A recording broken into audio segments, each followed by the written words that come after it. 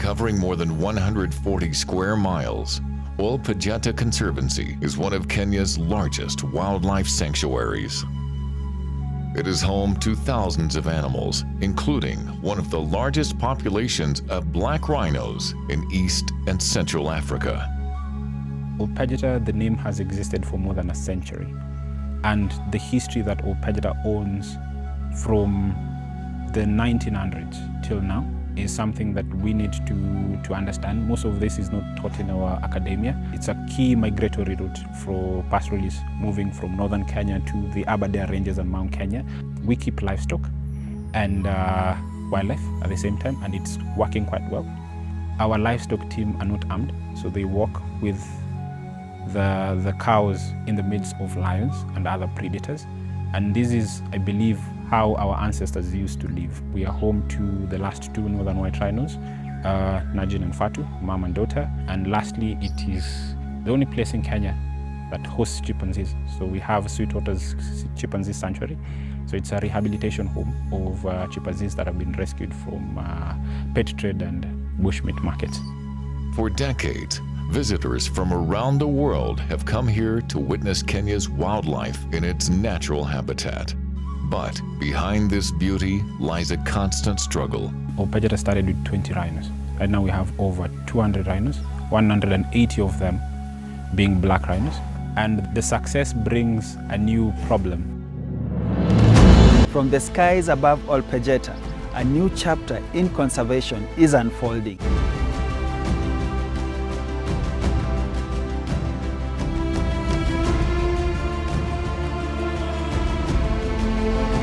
This is Eyes in the Skies.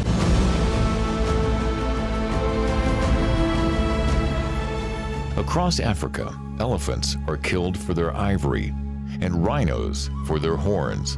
Here at Ol Pejeta, the stakes could not be higher. The Conservancy protects the last two northern white rhinos left on Earth. Their survival depends on constant protection. So for us, it's quite critical. Black rhino conservation is one of our key pillars. So every rhino on Ol Pejeta has to be sighted and reported. Protecting wildlife across such a vast landscape is not easy. Rangers patrol day and night, watching for signs of poaching, a task that has traditionally been done on foot, but Ol Pejeta is vast. Monitoring animals across such a large ecosystem is both difficult and time-consuming. For conservationists here, the challenge is simple. How do you watch over wildlife spread across hundreds of square kilometers? That question is now leading to a new solution from the skies above.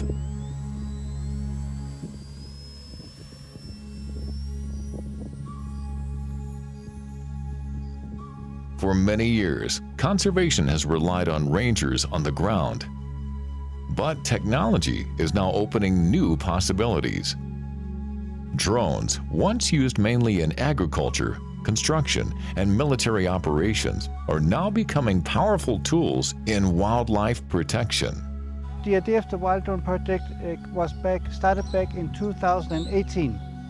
So in 2018, I first learned about the biodiversity crisis. I mean, I knew that animals were endangered, of course, we heard about that, but until then I did not understand how bad it was. In 2018 I read a paper written by biologists on what they call the sixth mass extinction. That is what's happening now all over the world. Animals are becoming extinct everywhere. This is just like 65 million years ago when a meteor hit the Earth. It's that bad. Equipped with advanced cameras and sensors, they can monitor animals from high above the landscape, providing conservationists with real-time information about wildlife populations. Leading one such initiative is a team of researchers from Denmark. We're going to start with our operational checklist to make sure that everything is safe, and from there we'll be able to take off. Leading the research is Professor Ulrich Schultz-Lundquist, head of the Drone Center and part of the international WildDrone project. His work focuses on how aerial technology and artificial intelligence can help address the growing crisis of wildlife extinction. I came to Kenya, learned Kenya, to know Kenya through this project. And of course, when you work with biodiversity, Kenya is a very interesting country because you have so many of the large animals still left. I come from Denmark. It's a small country, and in Denmark, there's farmland almost everywhere. And that's really bad for the animals. Many of the large animals that long ago were in Denmark are extinct now. We don't have them anymore. So for us, it makes sense we work with biodiversity and preserving it in Europe and in Denmark, but also in Africa. And then it happened to be Kenya. And what we want to happen in this project is that we learn from each other, we work together between North and South, between Europe and Africa, finding out how we can protect animals. We have to do something. And what can I do? I mean, we build drones, so maybe we can build drones that can help in the biodiversity crisis. And it turns out, of course, well, how can drones help? In a way, they can't, because it's people who make decisions about what animals to protect. So we need to give people the right information, and drones are very good at that. Drones are good at flying high above an area and collecting a lot of information with a camera. That camera, all the images captured by the drone, then feeds into artificial intelligence, into computer vision algorithms that can count the animals, see how well are they doing, are they starving, are they well fed, how is their behavior, understanding if these animals are doing well, is the place they're at, is it an important place for them to forage and find food? The drones used in the WildDrone project are designed for long-distance environmental monitoring. They are lightweight with wide wings that allow solar panels to generate power during flight. This enables the aircraft to stay airborne for long periods while covering vast landscapes.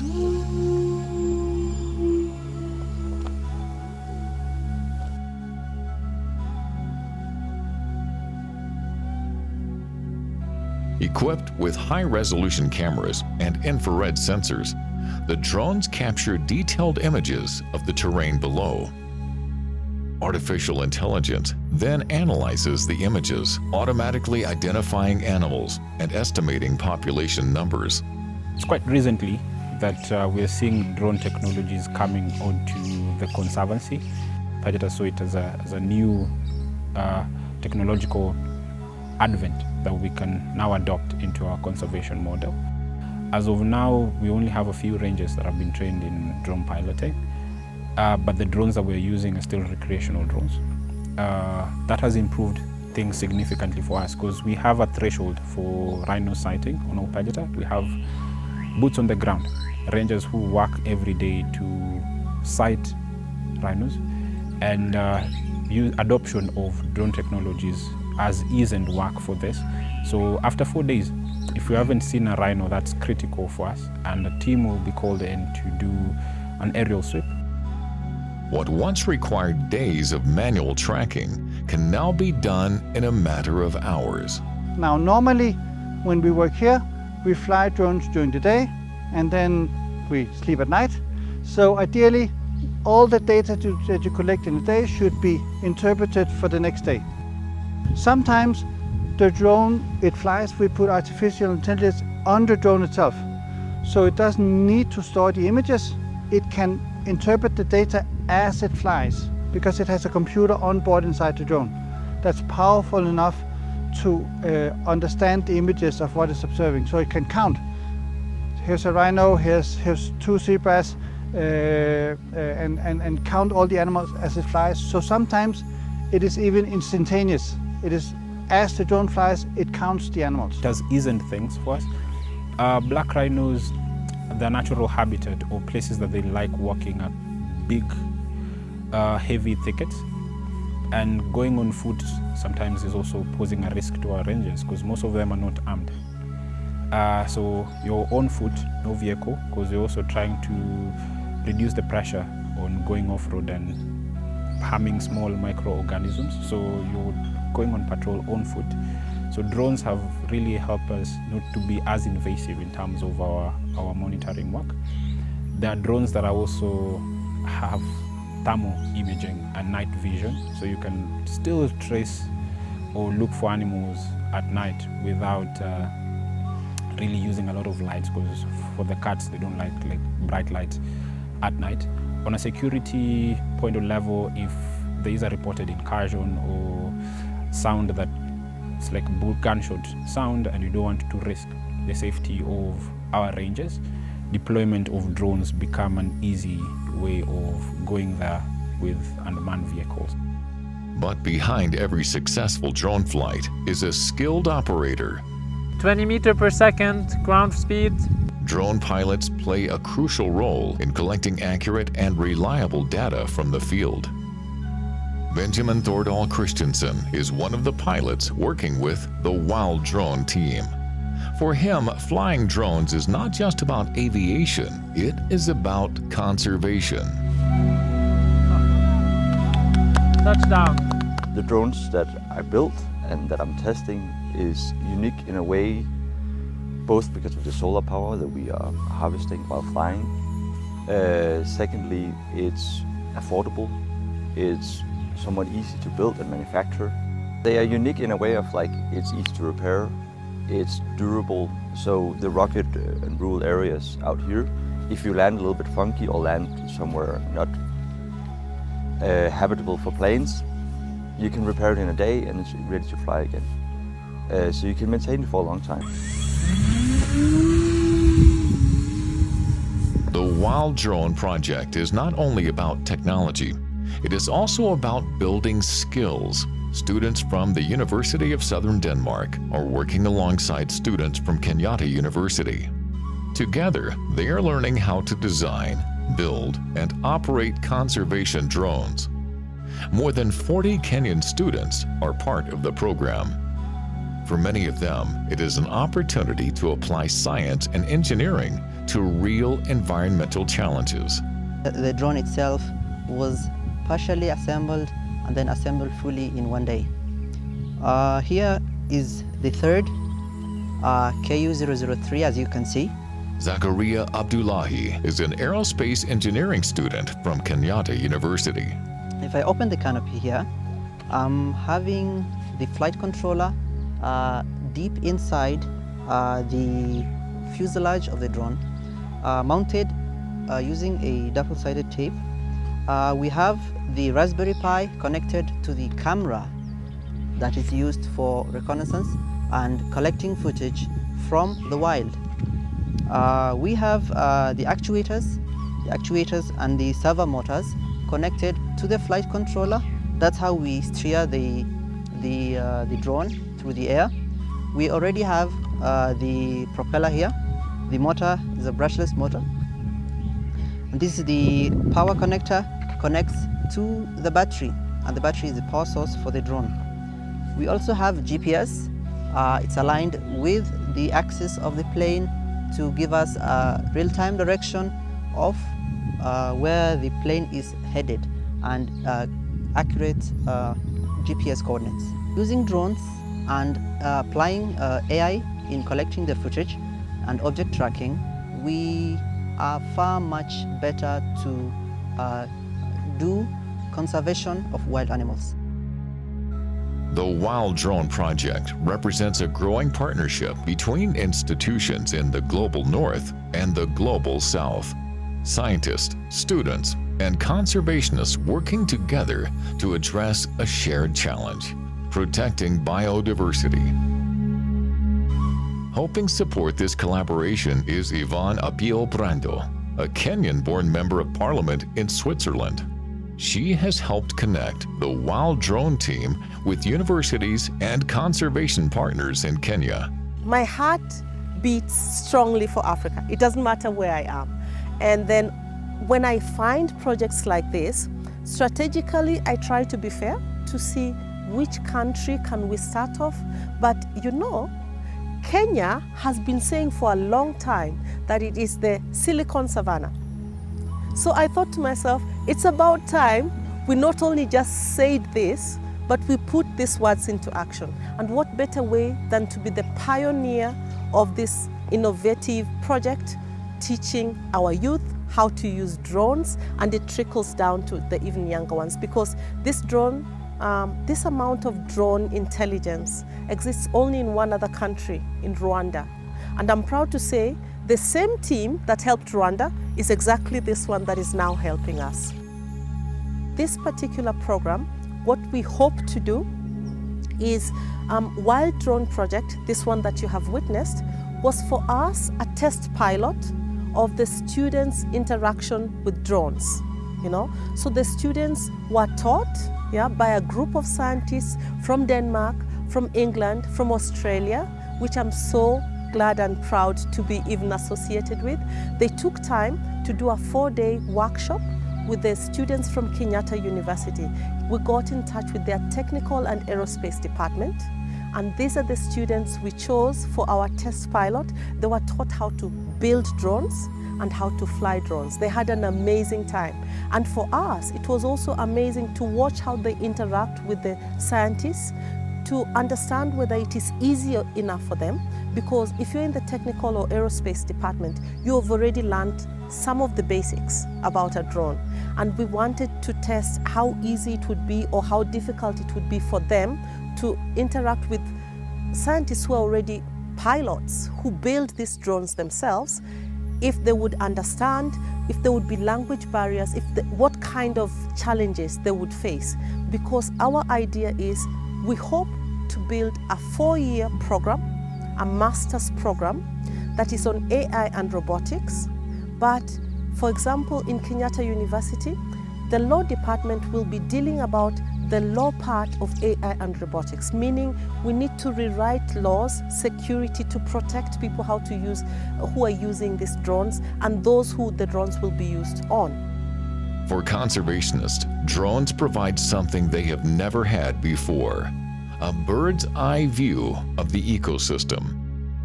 One of the most important pieces of information that policymakers need in Kenya is information about abundance of each animal species.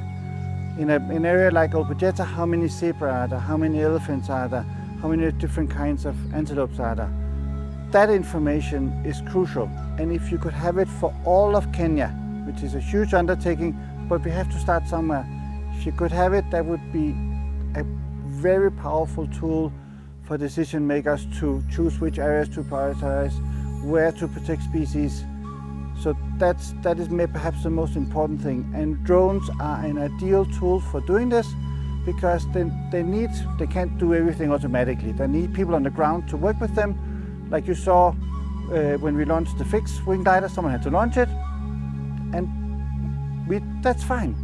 If someone launches it and it flies for many, many hours, collects information in an area, and maybe you go somewhere else, or maybe we build bigger drones that can fly even farther. We can collect information about large areas, and if we work on it together, eventually we would collect information about all animals in Kenya. And when that happens, that's going to be a big moment for drone technology. And I hope we can be part of making that happen together with people in Kenya. They can map wildlife populations, track endangered animals, and detect suspicious activity across vast territories. For rangers on the ground, that information can make their work faster, safer, and more effective. We started with wildlife conservation because that was a niche that we could see, and they've been observing and collecting data on wildlife. And by the way, this data is going to be given free to the Kenyan government. It will be public data, but we will give it first to the Kenyan government, because if it falls in the wrong hands, if it falls in the hands of poachers, that's also not really good. But all the data they will collect with the drones on wildlife will be given free to the government. So actually that's a lot of work that we are doing for free, but I'm proud because Kenya is a tourist destination. We have amazing animals. We need to be able to see, is a species dying? How can we protect it? When do they migrate? Are there things we can improve for them? But we're going to expand. That's why 3 universities, and each of them will bring something special. Yeah, because most people, when they think of drones, they think of the military. Yeah, and people forget drones can be used for anything. Across Africa, wildlife faces growing pressure from poaching and habitat loss. But new technology is changing the way conservationists respond to these threats. We've seen new models and new technologies being adopted onto Ol Pejeta in terms of monitoring, surveillance, and even analysis of data. So for example, along our fence line, on the southeastern side, we have thermal cameras, because this is areas that used to have a lot of incursions before. So right now we have thermal cameras that can detect any movement along the fence and trigger an alarm to our control rooms. And this technology send in live feedback to our different control rooms, monitor different animals, so for example elephants and lions, that some of them are collared. So we get almost real-time information on their locations and all that. Some rhinos have transponders or transmitters in their horns. These are drilled, and it's drilled on their horns to track, not send location of the animals, but just to track and understand when someone is nabbed with this horn at any entry or exit point of the country. We can really tell where this was taken from. The AI can be 10 times more precise. So maybe a human thinks, oh, there's only 100 animals and there were 1,000. Or maybe the human thinks there were 1,000 and there's only 100 in an area. So Kenya Wildlife Service, once the drone has flown, we should have AI working overnight while people are sleeping. So next day, Kenya Wildlife Service should have the data, because they're the ones who need to make the decision of whether you want to fly drones. So they need to know how good they are. And that's what we're trying to find out here. In places like Ol Pejeta, drones are becoming a powerful tool for protecting endangered species. This has really quite significantly improved our work, because we are getting reports of rhinos with new babies, rhinos with the behaviors that we didn't understand before, if a rhino is critically ill or needs vet interventions. So this partnership with WildDrone has actually really helped us improve surveillance and monitoring of animals. What we would like to do, and we have not done that yet, but if the drone can learn to understand the behavior of the animals in the thermal camera, that's more difficult because the thermal camera does not see colors. It just lights up. You can see the silhouette of the animal. So it's harder to see what's going on, but if we can see on the silhouette of the animal, is the animal calm? If it's grazing, things are good. If the animal is vigilant, looking around, something is probably wrong. And that might be a sign that a poacher could be nearby. From university labs in Denmark to conservation lands in Kenya, a new generation of scientists and engineers are working together to safeguard the natural world. Two things that I'm really excited about here. One is that I'm passionate about developing technology, using technology for something that is good, for helping sustainability of the world, and for that, developing technology that can help with biodiversity protection is a good thing. I'm also excited about it because being in a country like Kenya, we are very well received here. It has been such an amazing experience to work, both meeting people, meeting rangers who explain to us how could this help, what could the technology do, and also meeting students who are very excited about the idea of maybe they would be the ones building the drones. And then we just need to find the right collaboration partners in Kenya, because I can't make it happen, but maybe I can work with the right people in Kenya and they can make it happen. 2 years from now, you could count all of Kenya safely and precisely if the country wanted to make that investment. That's I say that as a university professor, not a politician. The future of conservation is already taking flight. Now they have a special drone that glides on the water like a boat, and it can collect the data on top of the water, but they have an even more special one that goes down like a submarine, and it can collect the water data from inside there. I'm hoping that the policymakers will work together with us, because we need to really have the right AI and robotic law. Yeah? There isn't a comprehensive law that unites Africa. Europe has an AI law. The US has one as well.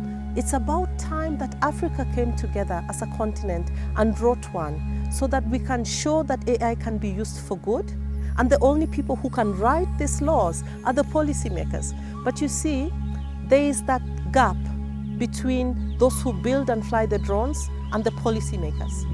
Sometimes protecting wildlife begins with a simple idea: to see the world from above. The most surprising part is that I'm also a model airplane pilot. So flying model airplanes is a huge passion for me.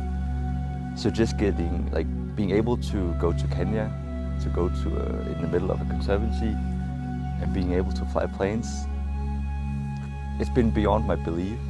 I've never thought I would do this. But I'm also a huge animal admirer. It's important to actually do the work we're doing right now to help the people that are on the ground here. And if we are able to give them just a little bit of the tools that we are developing and testing right now, if I can be a small part in this whole machinery, it makes me super, super happy. The most challenging experience out of this has been the actual building, and mostly I'm an engineering student, so doing the coding part of it has been challenging. It has given me more faith in it, and I saw how actually science can be used in an ethical way, to help to conserve wildlife, to help to preserve our cultures. It has really changed my mind about a lot of things. Conservation of wildlife is not an island. Taking care of these animals on behalf of Kenyans. So it means the lions that, if you're going to parks, the lions, the zebras that you see are yours and not the government, just the government, or just meant for international tourists. So you're protecting your own heritage.